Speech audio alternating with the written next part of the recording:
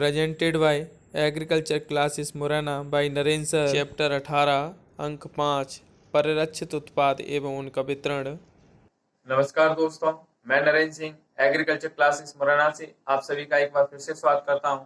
आज एक नई वीडियो के साथ मैं आपके लिए फसल उत्पादन का 18वां चैप्टर आपके लिए लेकर आ रहा हूं, जो आपके एग्जाम में 5 अंक का आएगा। मैं आपको 5, 6, 7 प्रश्न आपको जो बता रहा हूं, उन्हीं में से आपके लिए प्रश्न आ जाएंगे और आप उन प्रश्नों को जरूर याद कर लें। तो चलो ज्यादा समय ना लेते हुए वीडियो स्टार्ट करते हैं। चैप्टर नंबर 18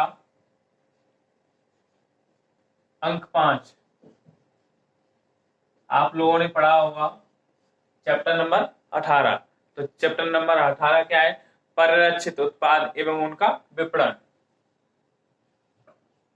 परिरक्षित उत्पाद एवं उनका वितरण।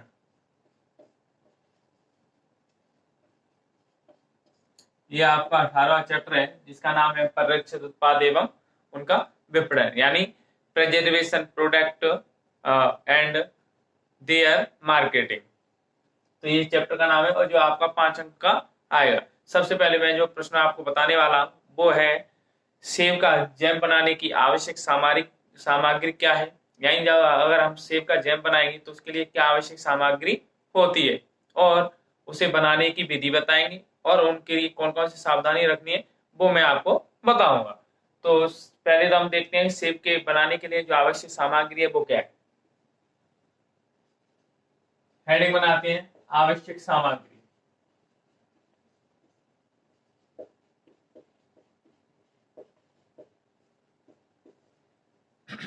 आवश्यक सामग्री में हम क्या लिखेंगे? एक साइड में तो लिखेंगे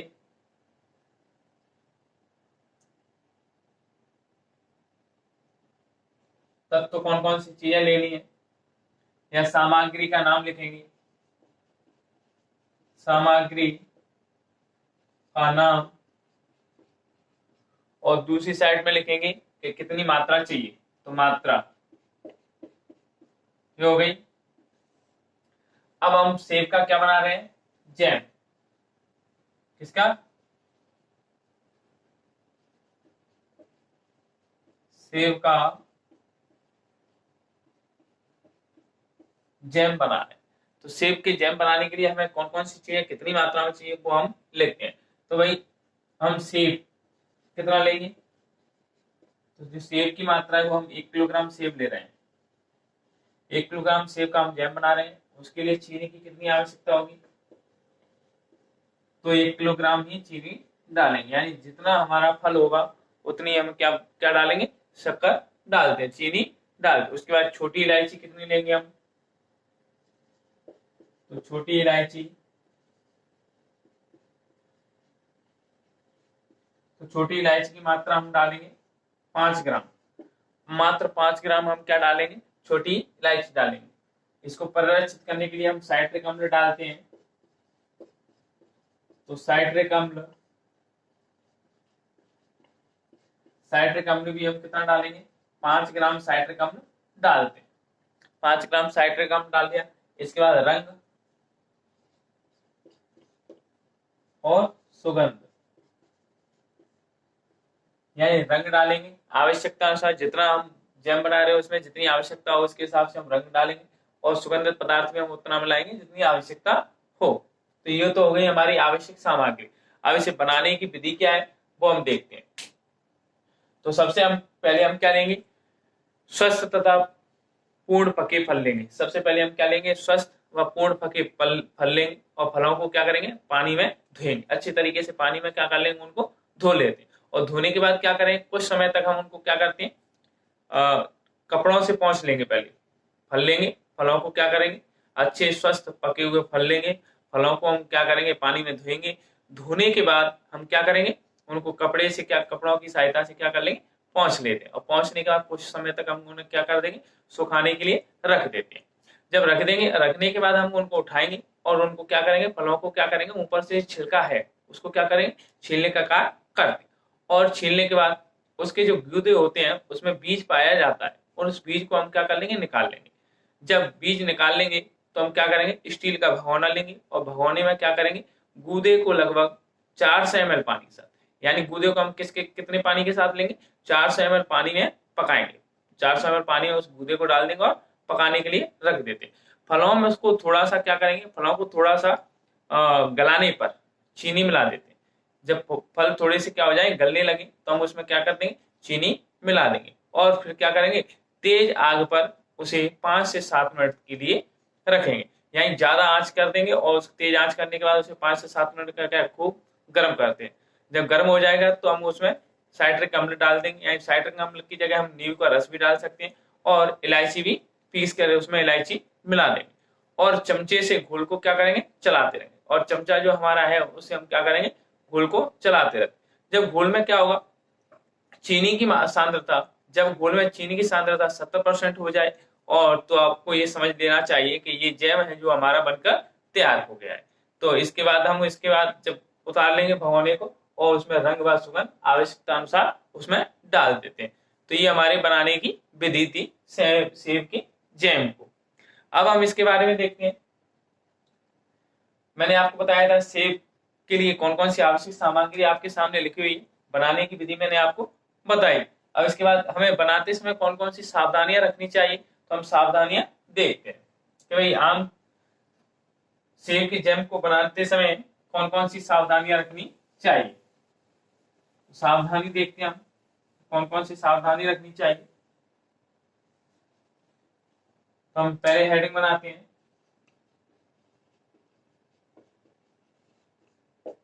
सावधानी, यानी सेब का जैम बनाते समय कौन कौन सी सावधानियां रखनी चाहिए। तो जैम बनाने के लिए हमें क्या करना है, पहला पॉइंट है कि पहली सावधानी है कि जैम बनाने के लिए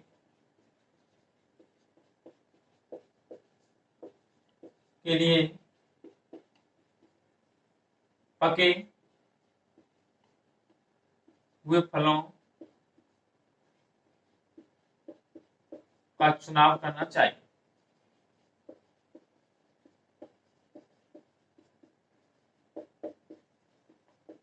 सेब का जैम बना रहे हैं, तो जैम बनाने के लिए आपको क्या करना चाहिए, पके हुए और ताजे फलों का ही हमें क्या करना चाहिए, प्रयोग करना चाहिए। दूसरा पॉइंट कह रहा है, जैम बनाने के लिए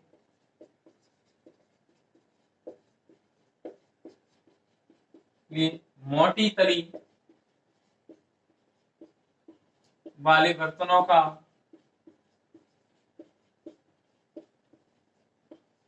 प्रयोग करना चाहिए।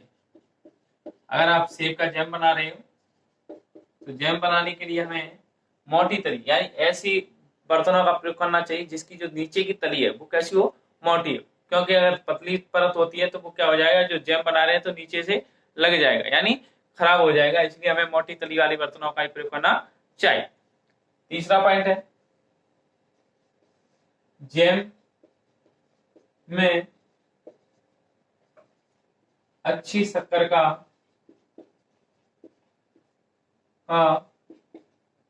व मोटी शक्कर का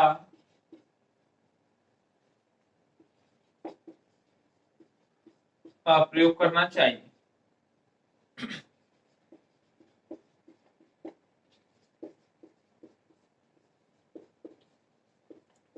अगर आप जैम बना रहे हो तो जैम के लिए हमेशा मोटी शक्कर लेनी चाहिए, मोटी और बिल्कुल अच्छी शक्कर हो, यानी बिल्कुल साफ शक्कर हो। अच्छा, अच्छी का मतलब यहाँ पे साफ सफाई से।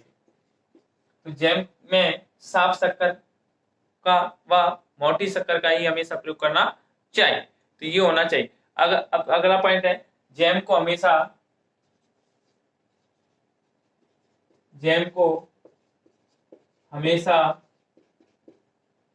ठंडी व शुष्क जगह पर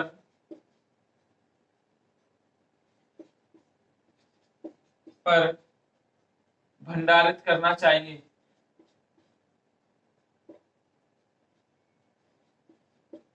अगर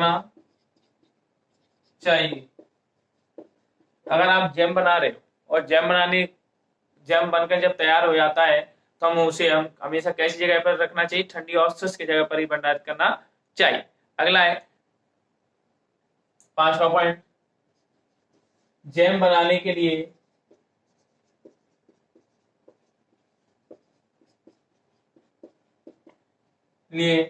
हमेशा स्टील के बर्तनों का प्रयोग करना चाहिए।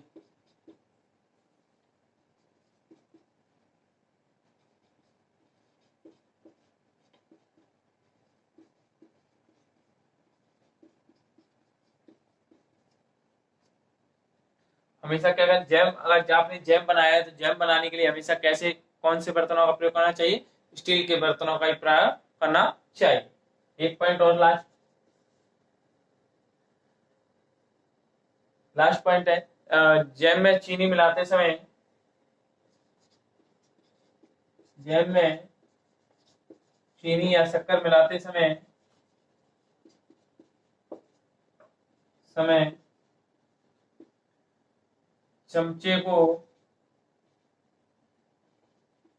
चम्मच को तेज चलाना चाहिए।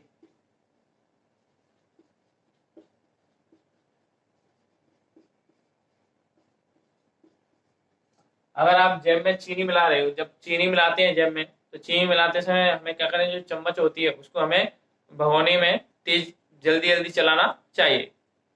अब उदाहरण से देखते हैं, जैम बनाने के लिए आवश्यक, जैम बनाते समय कौन कौन सी सावधानियां रखनी चाहिए? तो जैम बनाते समय निम्न सावधानी रखनी चाहिए। नंबर 1, जैम बनाने के लिए पके हुए फलों का चुनाव करना चाहिए। दूसरा, जैम बनाने के लिए हमेशा मोटी तली वाले बर्तनों का ही प्रयोग करना चाहिए। जिनकी तली मोटी हो, ऐसे बर्तनों का ही हमें क्या करना चाहिए? प्रयोग करना चाहिए। जैम के लिए साफ व मोटी शक्कर का प्रयोग करना चाहिए। जैम में मिलाने के लिए साफ व मोटी शक्कर का प्रयोग करना चाहिए। जैम को हमेशा ठंडी व शुष्क जगह पर ही रखना चाहिए। जैम बनाने के लिए हमेशा कैसे बर्तनों का प्रयोग करना चाहिए? स्टील वाले बर्तनों का प्रयोग करना चाहिए। अगर लोहे के बर्तनों का प्रयोग करते हैं तो इसमें जो काला रंग छूटेगा, लोहे तत्व छूटता है, वो क्या कर देता है? जैम को काला करने का कार्य करेगा। इसलिए हमेशा स्टील के बर्तनों का प्रयोग करें। जैम में चीनी मिलाते समय, जब हम भगोने में जैम बन रहा है, उस भगोने में हम चीनी मिलाते तो चीनी का नीचे जाकर जम जाएगी, और तो हम उसे क्या करेंगे, उस समय हम जब मिलाते हैं चीनी, तो उस समय हम चमचे को क्या करें, तेज रूप से चलाना चाहिए। तो ये हो गया मेरा प्रश्न। आशा करता हूं कि ये प्रश्न आपका समझ में आएगा।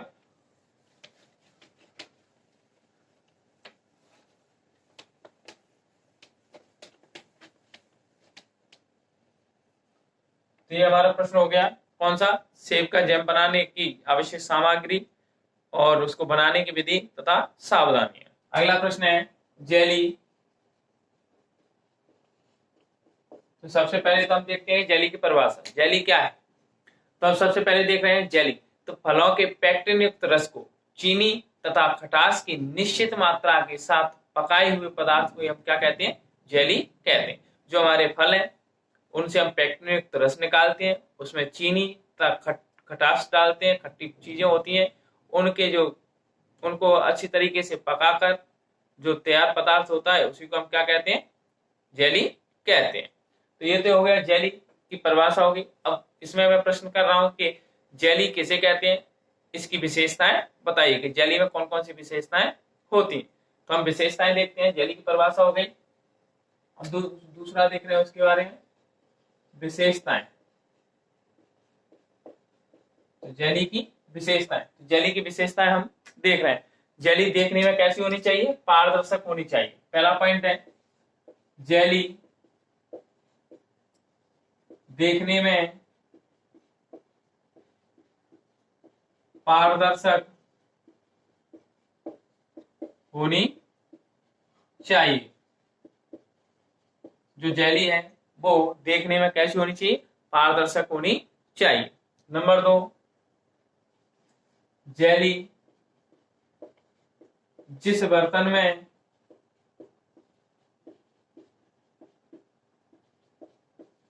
जमाई जाए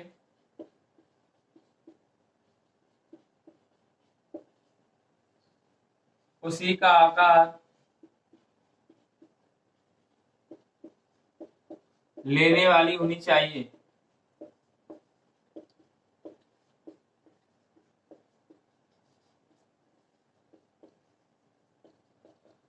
दूसरा पॉइंट है जेली जिस बर्तन में जमाई जाए उसी के आकार में ढलने वाली या उसी के आकार को ग्रहण करने वाली होनी चाहिए। तो ये इसमें क्या होता है, एक विशेषता होती है कि जेली में जैसी हमने जेली बनाई है वैसा ही क्या हो आकार हम जिस बर्तन में जमाते हैं उसी का वो ले लेते हैं। अगला है जेली जिस फल से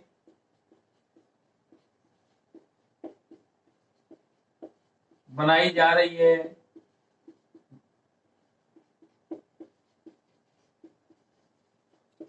उसकी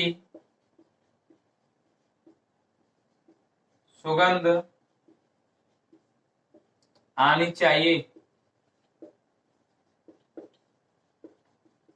तीसरा पॉइंट है जेली को हम जिस फल से बना रहे हैं, जैसे अमरूद की जेली बना रहे हैं तो अमरूद की उसमें से खुशबू आनी चाहिए, अमरूद की स्मेल आनी चाहिए। ठीक है। नंबर 4, जेली को छूने पर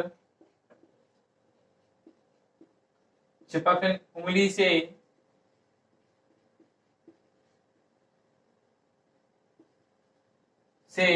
चिपकनी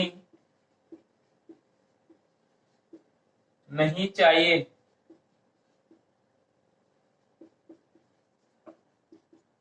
जेली को छूने पर यानी हमारा 4 पॉइंट है कि अगर जेली हमने बना ली और जेली को अगर हम हाथों से छुए तो वो हमारी उंगलियों से चिपकनी नहीं चाहिए। नंबर 5, जेली को चाकू से काटने पर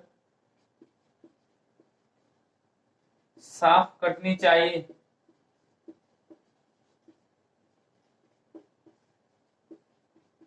अगर हम जेली को क्या है चाकू या छुरी से काट रहे हैं तो उसके दो भाग होते हैं वो कैसे होने चाहिए, बिल्कुल साफ होने चाहिए। नंबर 6, बोतलों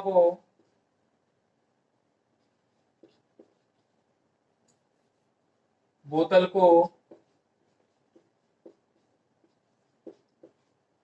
पलटने पर जेली बहनी नहीं चाहिए। अगर आप बोतल को उलट रहे हो तो जेली को बहना नहीं चाहिए। अब हम देखते हैं जेली किसे कहते हैं, उसकी विशेषताएं। तो फलों के पेक्टिन युक्त रस को या फलों के पेक्टिन रस में चीनी तथा खटास मिलाने की एक निश्चित मात्रा मिलाने के पश्चात और उसे पकाकर जो पदार्थ तैयार होता है उसको हम क्या कहते हैं, जेली कहते हैं। इसकी विशेषताएं क्या है, तो जेली देखने में कैसी होनी चाहिए, पारदर्शक होनी चाहिए, जेली से हल्का फुल्का दूसरी साइड में भी दिखाई देता है। जेली जिस बर्तन में जमाई जाए उसी का आकार ग्रहण करने वाली होनी चाहिए। यानी जेली जैसे अगर छोटी डिब्बी में जमाई जाए तो उसी का आकार ग्रहण कर ले, जैसा स्ट्रक्चर हो वैसा आकार ग्रहण कर ले। जेली जिस फल से बनाई जा रही हो, जेली जिस किसी भी फल से बनाई जा रही हो तो उसी का क्या करना चाहिए, उसमें से उसकी सुगंध आनी चाहिए। जेली को छूने पर इस तरीके से दबाने पर वो हमारी उंगलियों से ना चिपके। जेली को चाकू से काटने पर 2 साफ भागों में कटनी चाहिए। जेली से भरी बोतल को अगर उलट दें तो जेली उसमें से बहनी नहीं चाहिए। ये जेली की विशेषता होनी चाहिए, तभी हम उसे अच्छी जेली मानेंगे। तो एक अच्छी जेली की ये विशेषताएं होती हैं। अब इसकी हम सावधानी देखते हैं कि जेली बनाते समय हमें कौन कौन सी सावधानी रखनी चाहिए। तो हेडिंग बना लेते हैं यहाँ पे, सावधानी। तो जेली बनाते समय हमें कौन कौन सी सावधानी रखनी चाहिए, तो ये हम देखते हैं कि भाई जेली बनाने के लिए हमें कौन कौन सी सावधानियां रखनी चाहिए। तो ऐसे फलों का प्रयोग करना चाहिए जेली बनाने के लिए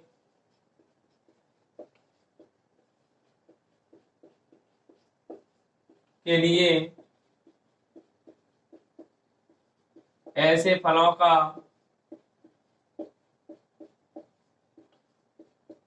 प्रयोग करना चाहिए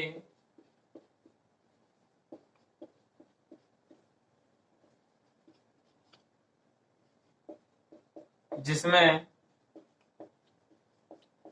पेक्टिन की मात्रा अधिक हो।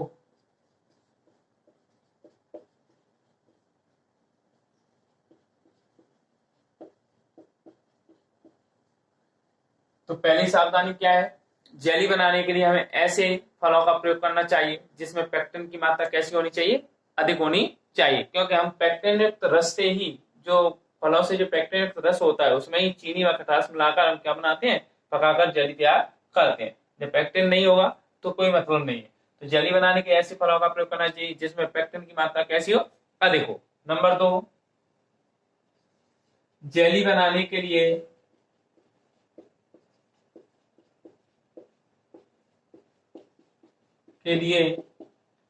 अधपके गूदेदार फलों की आवश्यकता होती है। अगर आप जेली बना रहे हो तो उसके लिए आपको अधपके गूदेदार फलों का चुनाव करना चाहिए। ठीक है, इसके बाद तीसरा पॉइंट लिखते हैं कि जेली का जो अंतिम बिंदु, जेली हम बना रहे हैं तो जेली को अंतिम बिंदु तक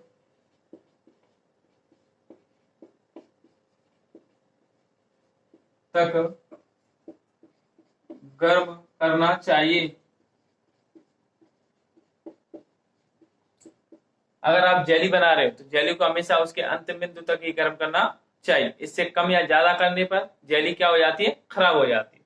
अगर आपने अंतिम बिंदु से कम किया, कम करने पर क्या हो जाएगा, जेली खराब हो जाएगी। इसलिए हमें फलों को, जेली को अंतिम बिंदु तक ही क्या करना चाहिए, अंतिम बिंदु तक ही गर्म करना चाहिए। अगला है नंबर 4, जेली में शुद्ध पानी का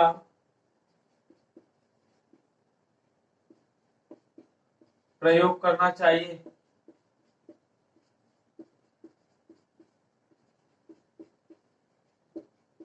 अगर आप जेली बना रहे हैं तो हमेशा उसके लिए हमें कैसे पानी का प्रयोग करना चाहिए, शुद्ध यानी साफ पानी का ही प्रयोग करना चाहिए। अगला पॉइंट है, जेली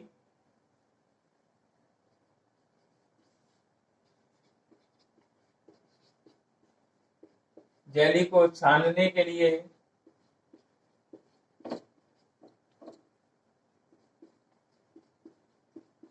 साफ कपड़े का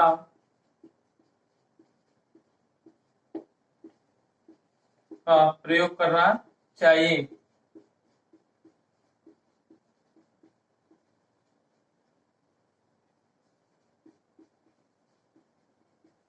जेली को छानने के लिए, अगर हम जब जेली बन जाती है उसको छानने के लिए हमें क्या करना चाहिए, साफ कपड़े का ही प्रयोग करना चाहिए। ठीक है, तो ये हमारा प्रश्न हो गया है।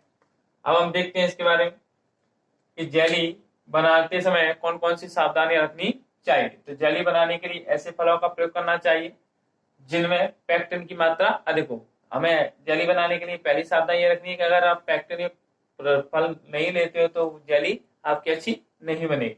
दूसरा, जेली बनाने के लिए अधपके फलों का प्रयोग करना चाहिए। तो जेली बनाने के लिए कैसे फलों का प्रयोग करना चाहिए, अधपके फलों का प्रयोग करना चाहिए। नंबर 3, जेली को अंतिम बिंदु तक गर्म करना चाहिए। इससे अगर कम गर्म करते हो तो जेली अच्छी नहीं बनेगी।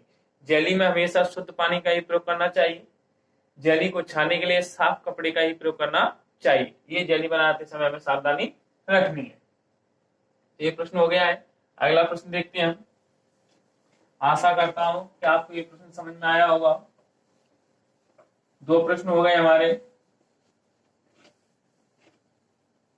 अब हम तीसरा प्रश्न देखते हैं, जैम और जेली में अंतर। जैम जेली में अंतर, जैम और जेली में क्या अंतर होता है वो हम देखते हैं। तो जैम कैसा होता है, अभी हमने पढ़ा था कि जैम कैसा होता है, अपारदर्शक होता है। जैम अपारदर्शक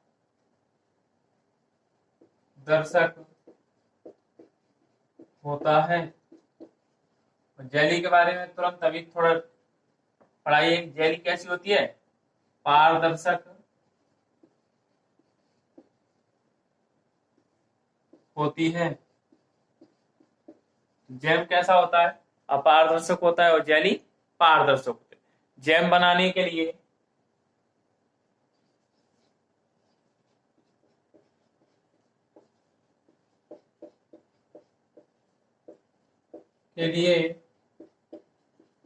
गूदेदार फलों की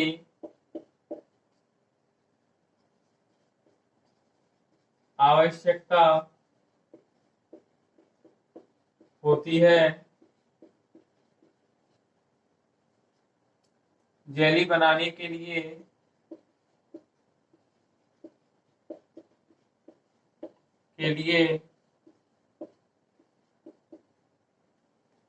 रसदार फलों की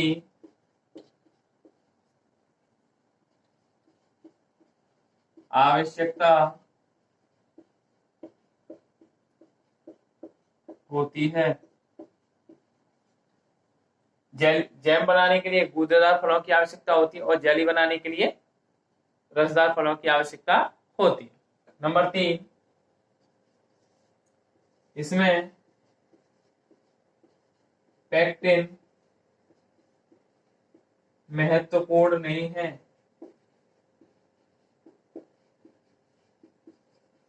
इसमें लिखेंगे, इसमें पेक्टिन महत्वपूर्ण है या महत्वपूर्ण होता है। इसमें पेक्टिन महत्वपूर्ण नहीं है, इसमें पेक्टिन कोई हमें वो नहीं पड़ता है, कम पेक्टिन वाले फल हो या अधिक पेक्टिन, परंतु जो जेली बनाते हैं उसमें पेक्टिन के आधार पर ही हम क्या करते हैं, पेक्टिन ही महत्वपूर्ण होता है। ठीक है। नंबर 4, इसमें चीनी फलों की खटास के आधार पर मिलाई जाती है।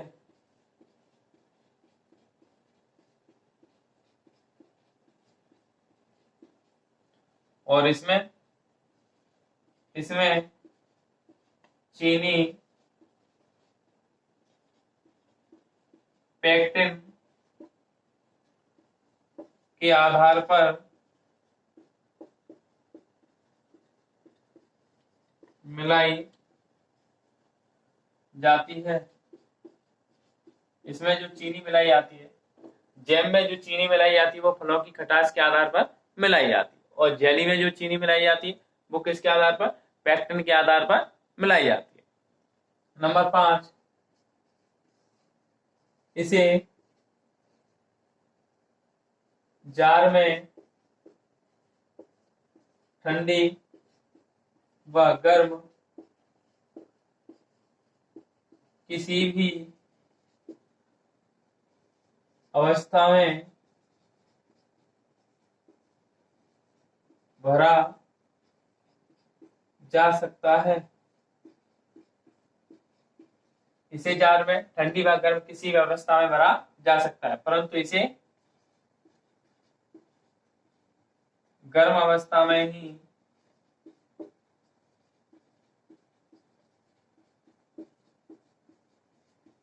भरा जा सकता है।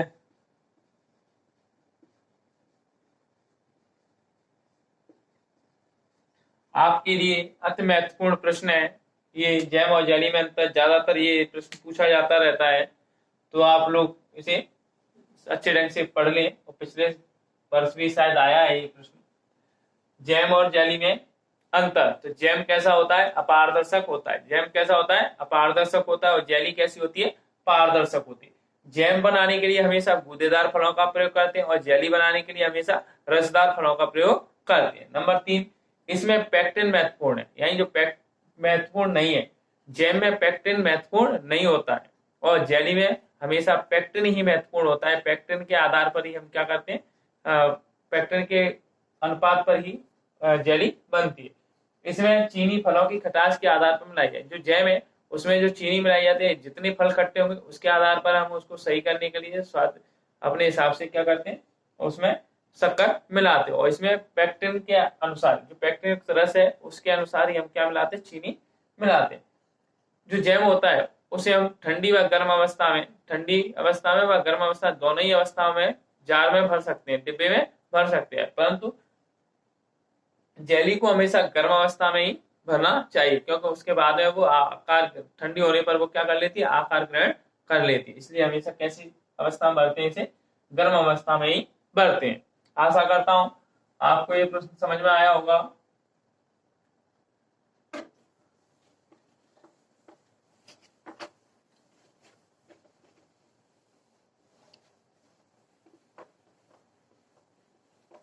तीसरा प्रश्न देखते हैं, चौथा प्रश्न होगा शायद। चौथा प्रश्न देखते हैं। अगला प्रश्न है अमरूद की जेली बनाने की विधि।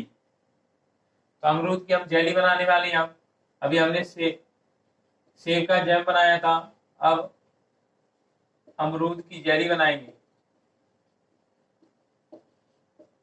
अमरूद की जेली के लिए आवश्यक सामग्री, सबसे पहले हम क्या देखते हैं, आवश्यक सामग्री देखते हैं।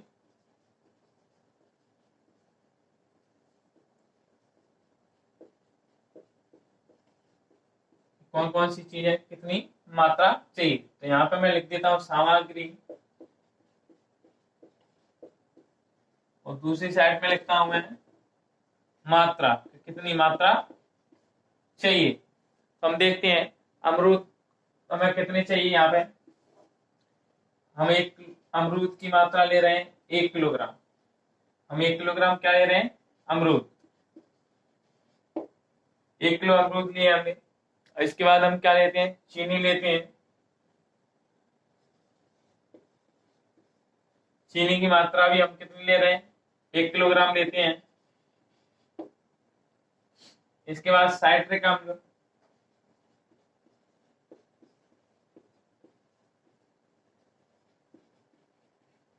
साइट्रिक अम्ल ले रहे हैं 2 से 3 ग्राम, सॉरी 4 से 5 ग्राम। इसके बाद पानी, पानी ले रहे हैं हम 1 से 1.5 लीटर।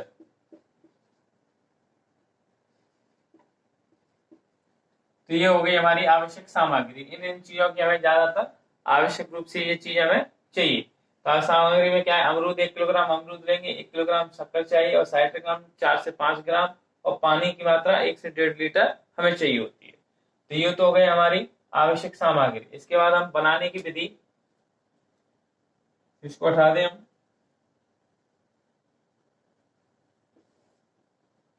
एक किलोग्राम 1 किलोग्राम 4 से 5 ग्राम, 1 से 1.5 लीटर। यहाँ पे आवश्यक बनाने की विधि,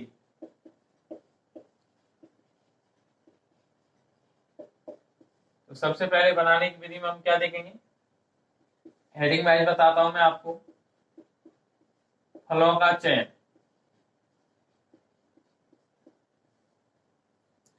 तो सबसे पहले हम फलों का चयन कर रहे हैं। तो जेली बनाने के लिए, अमरूद की जेली बनाने के लिए हमें अधपके फलों की आवश्यकता होती है, क्योंकि अधपके फलों में क्या होता है, पेक्टिन पाया जाता है। तो हमें पके हुए फल नहीं चाहिए, अधपके फल चाहिए। उन फलों को लेंगे और फलों को लेकर क्या करेंगे, अच्छे फल, अच्छे ताजे और साफ फल लेंगे और फलों को लेकर पानी से धुलेंगे, और धुलने के बाद उनको क्या करेंगे, छोटे छोटे टुकड़ों में काट लेते हैं। और काटने के बाद ये जो 1 से 1.5 लीटर पानी है उसमें हम उन फलों को क्या कर देंगे, डाल देंगे, और उनको 30 मिनट तक के इसके लिए उबलने के लिए रख देते हैं। ठीक है, इस तरीके से हम फलों का चयन करेंगे और फलों की साफ सफाई करके पेक्टिन का निष्कासन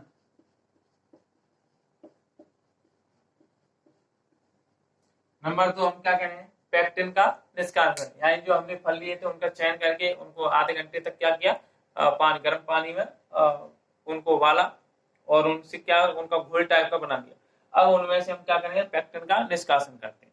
तो उबलते हुए अमरूद, जो उबलते हुए अमरूद के गूदे हैं उसको हम क्या करते हैं, कपड़े में लेते हैं और कपड़े में उनको अच्छी तरीके से निचोड़ते हैं। जो गूदा गूदा होता है उसको हम निकाल देते हैं और जो रस है उसमें जो पेक्टिन रस है उसको हम ले लेते हैं। तो हमने अब क्या ले लिया, पेक्टिन रस मिल गया। अब हम इसका क्या करेंगे, पेक्टिन का परीक्षण करेंगे।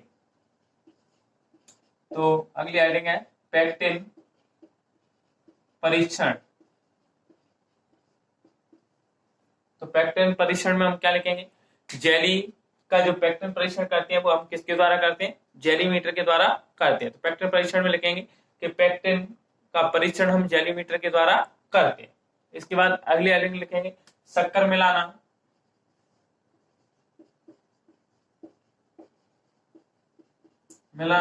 एवं रस को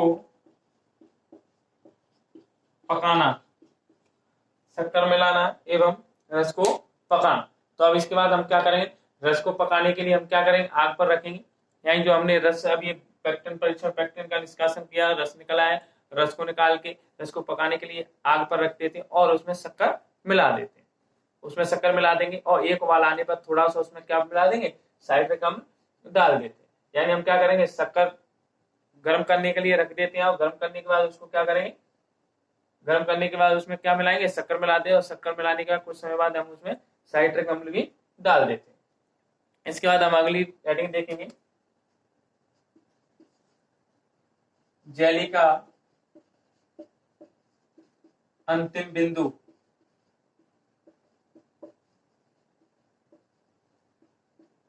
तो अगली हेडिंग क्या है, जेली का अंतिम बिंदु। अंतिम बिंदु में क्या है, तो पकती हुई जेली, यानी जो उबलती हुई जेली है उसको थर्मामीटर से नापते हैं और उसका जो ताप 221 डिग्री फ़ारेनहाइट हो जाना चाहिए। तो हमें ये समझना चाहिए कि जो हमारी जेली है वो पककर तैयार हो गई, यानी बनकर तैयार हो गई। तो क्या करेंगे, जेली का अंतिम बिंदु क्या है, 221 डिग्री फ़ारेनहाइट। अगर आप देख लें कि जेली 221 डिग्री फ़ारेनहाइट तक गर्म हो चुकी है, उबल चुकी है, तो उसका थर्मामीटर से हम नाप लेंगे और नापने के बाद अगर 221 डिग्री फ़ारेनहाइट तापक्रम हो चुका है तो हम उसको क्या कर लेंगे, बनी हुई समझेंगे। इसके बाद छठवीं हेडिंग है भंडारण। भंडारण कैसे करते हैं, तो जेली लेंगे, जेली को बोतलों में भर देते हैं, गर्म अवस्था में भरते हैं। मैंने अभी बताया था जेली को हमेशा गर्म अवस्था में भरें। तो जेली को बोतलों में भर देते हैं और ठंडी होने तक उसका ढक्कन लगाकर सील, ठंडी होने पर क्या कर देंगे, जेली को बोतलों में भर लेंगे और बोतलों में भरने के बाद उसे खुला, ढक्कन नहीं लगाएंगे, खुला छोड़ देते हैं। जब वो ठंडी हो जाएगी तो ऊपर से ढक्कन बंद लगा देते हैं और बोतलों को बंद कर देते हैं। ठंडी एवं सुरक्षित जगह पर हम उसका क्या करेंगे, भंडारण करते हैं। तो ये हो गया आपके अमरूद की जेली बनाने की विधि व आवश्यक सामग्री। आशा करता हूं कि आपको ये प्रश्न समझ में आया होगा। अगला प्रश्न देखते हैं,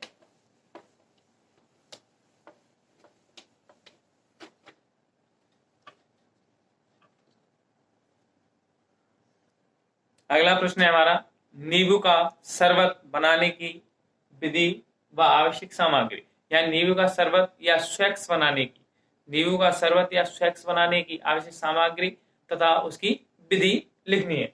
तो पहले तो देखते हैं आवश्यक सामग्री।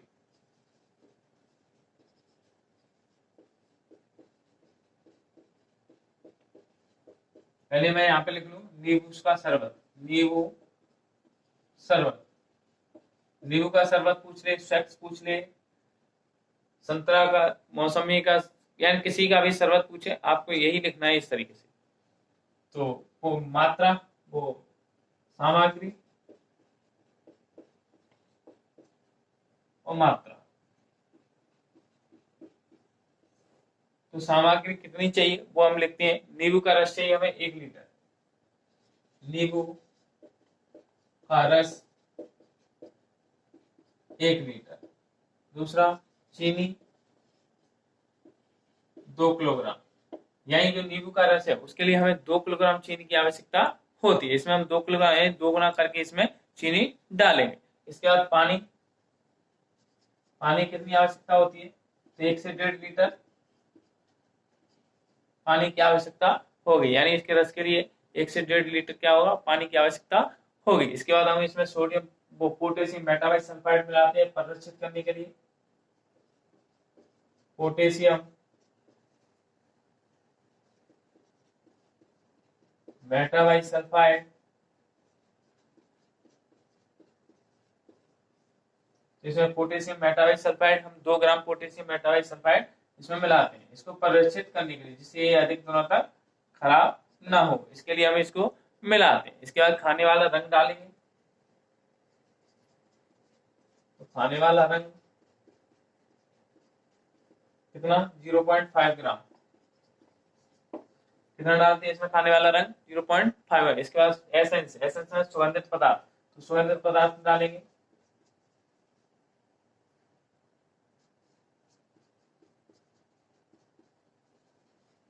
पदार्थ डालेंगे 4 ग्राम।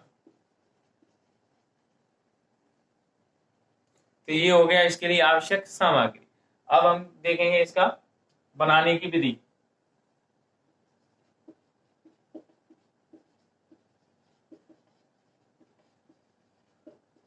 बनाने की विधि में पहली हेडिंग हम क्या लिखेंगे, फलों का चयन।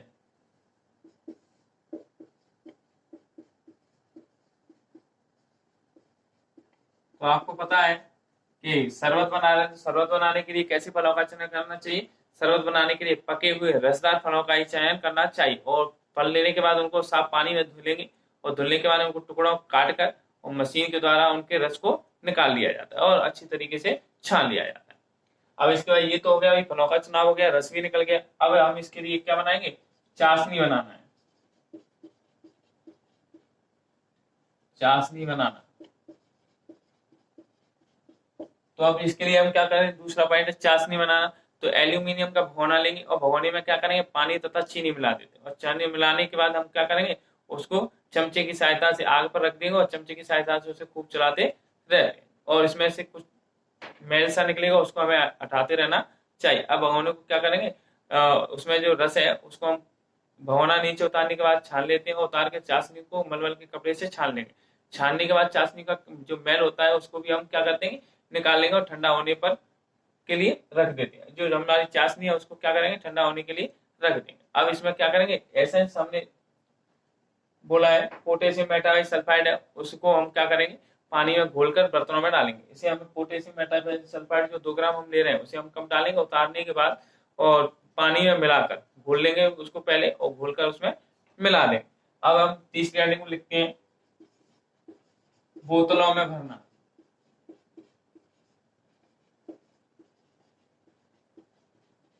अब बन गया ये क्या, इसका गोल उसमें रस मिला दिया। अब हम क्या करेंगे, बोतलों में भरेंगे।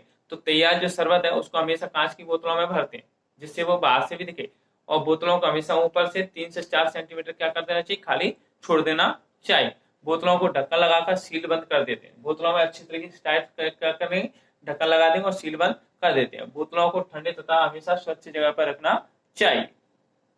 या हम अलग से भी चौथी आइटम बना सकते हैं, भंडारण। इसमें लिख देंगे, या तो हम यहाँ पे लिख देंगे कि बोतलों को हमेशा कैसे सील बंद करके हमेशा कहाँ रखना चाहिए, ठंडी व शुष्क जगह पर या स्वच्छ जगह पर रखना चाहिए। भंडारण में लिख सकते हैं, या इसी में हम इंक्लूड कर सकते हैं। अगर हेडिंग बढ़ाना चाहो तो भंडारण में कर सकते हैं।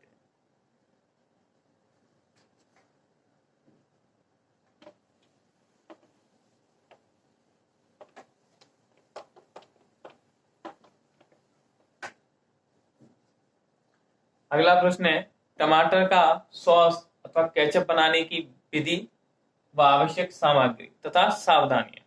तो टमाटर की सॉस या केचप बना रहे हैं, टमाटर हाँ सॉस या केचप, तो इसके लिए आवश्यक सामग्री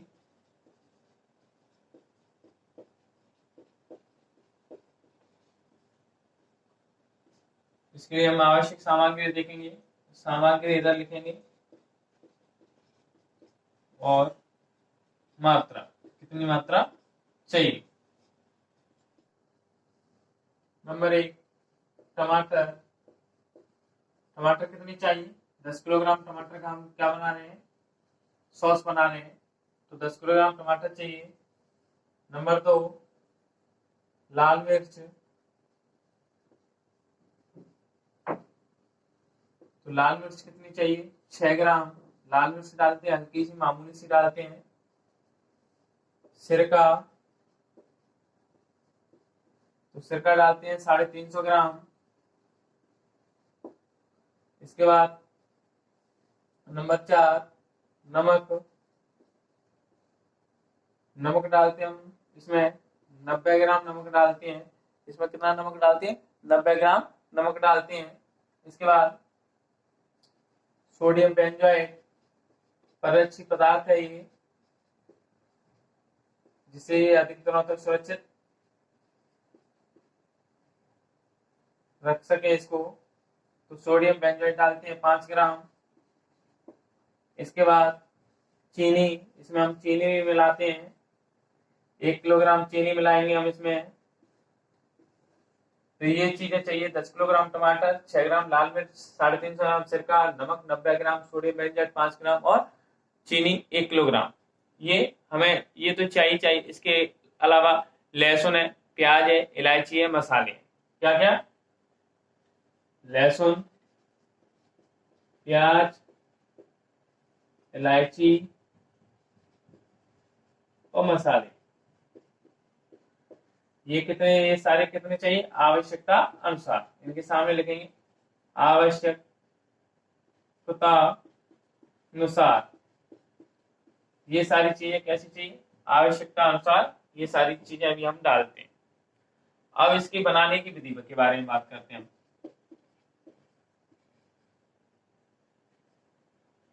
बनाने की विधि कि भाई टमाटर की सॉस कैसे बनाई जाती है या केचप कैसे बनाया जाता है।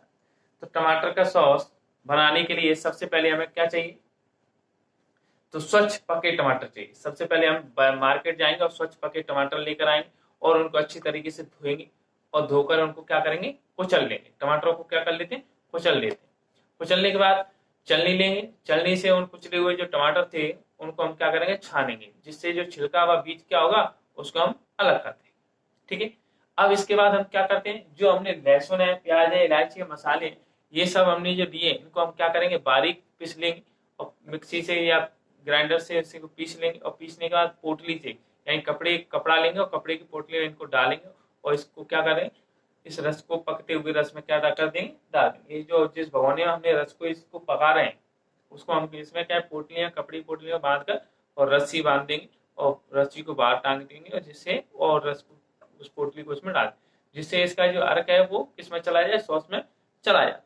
इसके बाद जो घोल है, घोल को हम कब तक उबालेंगे? जब तक वो गाढ़ा ना हो जाए। जो हमारा सॉस बन रहा है, टमाटर का हमने रस डाला था, उसको जब तक उबालते हैं जब तक क्या नहीं हो जाए कि वो घोल है जो कैसा ना हो जाए? गाढ़ा ना हो जाए। और जब गाढ़ा हो जाता है तो उस रस में हम क्या करते हैं? जो 1 किलोग्राम शक्कर हमने ली उसमें से 750 ग्राम शक्कर, कितनी शक्कर? 750 ग्राम, 750 ग्राम शक्कर क्या डालते हैं? उस घोल में हम डाल देते हैं।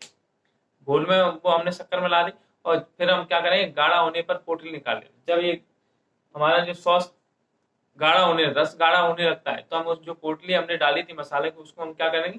बाहर निकाल लेते हैं। और निकाल लेने के बाद जो 250 ग्राम शक्कर और बची है, 250 ग्राम जो शक्कर बची है और जो हमारा नमक है उसको हम क्या कर देते हैं? इसमें डाल देते हैं। रस को फिर हम क्या करेंगे? उसको भगोने को उतार लेंगे और भगोने को उतारने के बाद जो हमारा सोडियम बेंजोएट बचा है उसको हम क्या करेंगे? नीचे उतारने के बाद कब डालते हैं उसको? सोडियम बेंजोएट को नीचे उतार लेंगे और रस को ठंडा होने देंगे। ठंडा होने के बाद ही हम उसमें क्या करेंगे?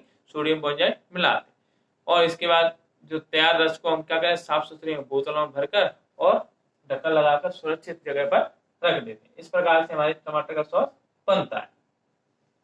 ठीक है।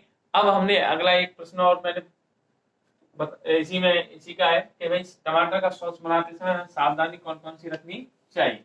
तो हम सावधानी के बारे में और पढ़ेंगे।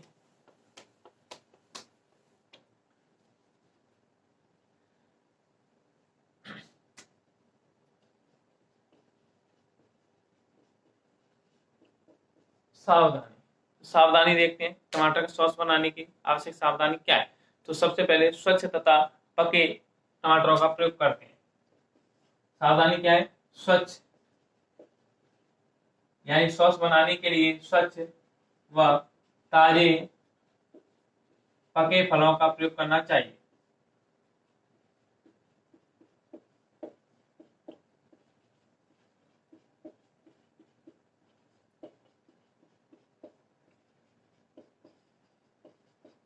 तो टमाटर का सॉस बनाने के लिए पहली सावधानी है कि स्वच्छ तथा पके टमाटरों का ही प्रयोग करना चाहिए।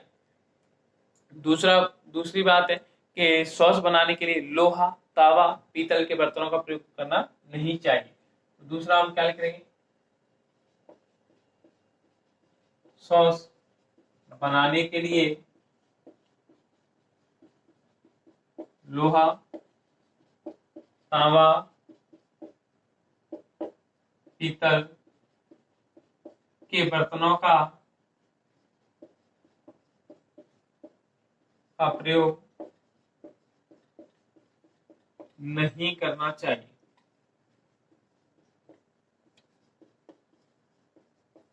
दूसरा पॉइंट है सॉस बनाने के लिए हमेशा हमें ये ध्यान रखना चाहिए कि अगर हम सॉस बना रहे हैं तो उसके लोहा, तावा, पीतल के बर्तनों का प्रयोग नहीं करना चाहिए। ठीक। नंबर 3, जो रंग डाल रहे हैं हम इसमें खाने वाला रंग है सोडियम बेंजोएट है।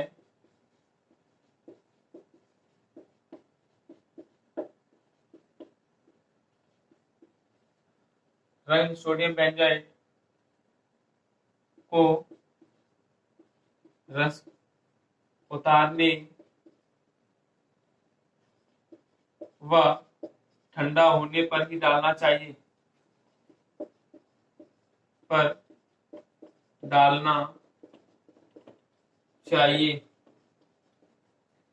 जो रंग है हम रंग मिला रहे हैं, खाने वाला जो रंग है एसिटिक एसिड है, सोडियम बेंजोएट है, इसे सॉस तैयार होने के बाद ही नीचे उतारने के बाद इसमें डालना चाहिए। क्यों डालना चाहिए? क्योंकि ये गर्म अवस्था में अगर डालते हैं तो ये क्या हो जाएंगे? ऑक्सीकृत हो जाएंगे और उड़ जाएंगे ये। ठीक है। नंबर 4, मसाले को या मसालों को हमेशा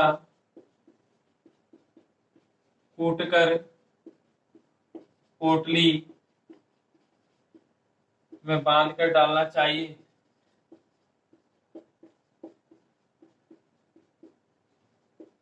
जो मसालों का प्रयोग हम उसमें कर रहे हैं सॉस बनाने में, उन मसालों को हमेशा कूटकर और पोटली बनाकर ही हम क्या करना चाहिए?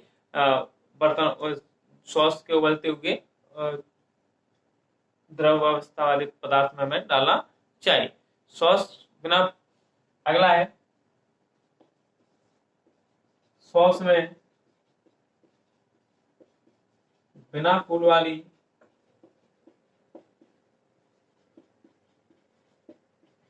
लौंग का प्रयोग करना चाहिए।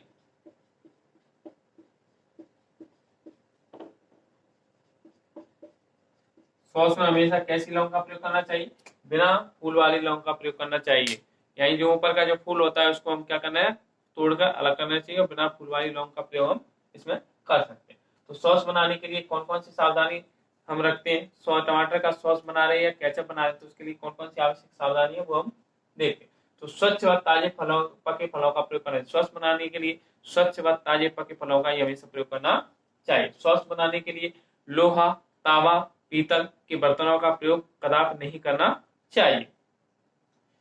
सॉस बनाने के लिए रंग डालते हैं, सोडियम बेंजोएट डालते हैं, एसिटिक अम्ल डालते हैं, उनको रस उतारने के बाद और रस को जब उतार लेते हैं और उसके बाद भी ठंडा होने के बाद ही उसमें मिलाना चाहिए। मसालों को हमेशा कूट पीस कर क्या करना चाहिए? पोटली बनाकर ही उसमें डालना चाहिए। सॉस में बिना फूल वाली लौंग का ही प्रयोग करना चाहिए। तो ये इसकी आवश्यक सावधानी है।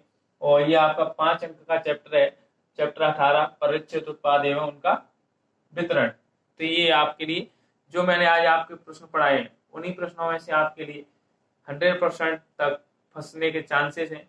आप इनको अच्छे तरीके से देखें। आप लोग क्या करते हो? वीडियो को पूरा नहीं देखते हो, स्किप कर करके देखते हो, इसलिए आपको अच्छा समझ में नहीं आएगा। आप लगातार एक साइड से देखें, सारी बातों को ढंग से सुने, जिससे आपको फायदा मिलेगा। तो आज के लिए इतना ही। कल एक नई वीडियो के साथ फिर से मैं आपके सामने उपस्थित हो रहूंगा, और तब तक के लिए नमस्कार। मेरे चैनल को आप लोग सब्सक्राइब जरूर करें, अपने दोस्तों के साथ ज़्यादा से ज़्यादा शेयर करें। Please subscribe my channel